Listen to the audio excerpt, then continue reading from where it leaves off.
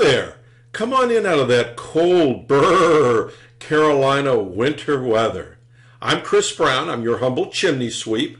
Now that we've inspected your chimney, we need to take a few minutes and go over the chimney inspection report. So stay with me.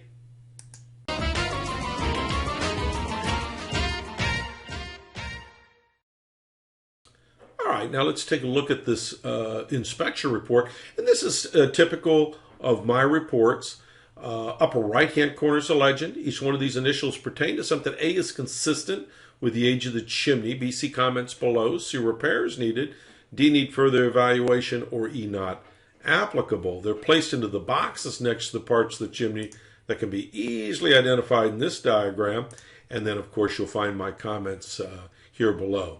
Now, let's take a look at your pictures and let's go over your inspection itself. So stay with me now. Wow, what a great picture of the front of the house. It almost looks like a painting.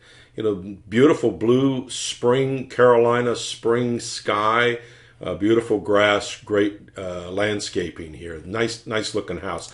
Let's take a look at the top. So we're looking at the den downstairs fireplace. They share the same chimney, right? And these next four pictures are all of that chimney. You can see that right off the bat, both chimneys, both this and the study chimney, has no chimney caps on the flues. Not code required in the state of North Carolina, so that's not something you have to do. It is recommended, though, to keep the leaves, the birds, and the squirrels out, so it might be something to consider after you move in. Both the chimneys have cracks in the crown, the concrete crown work here, and you can see where it's starting to lift a little bit. That's what happens. Moisture gets down into the up underneath this concrete crown, and any trapped moisture during freezing temperatures expands, and it actually will lift the concrete off and eventually loosen up those bricks. Here's just some more pictures of that. Let's take a look at the study chimney. Same thing. You can see there's three flues. This center flue is the fireplace flue.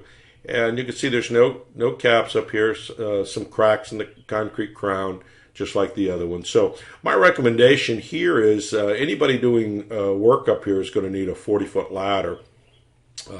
Need to seal up those cracks, and then sometime down the road, consider putting some chimney caps up here to keep the creatures out.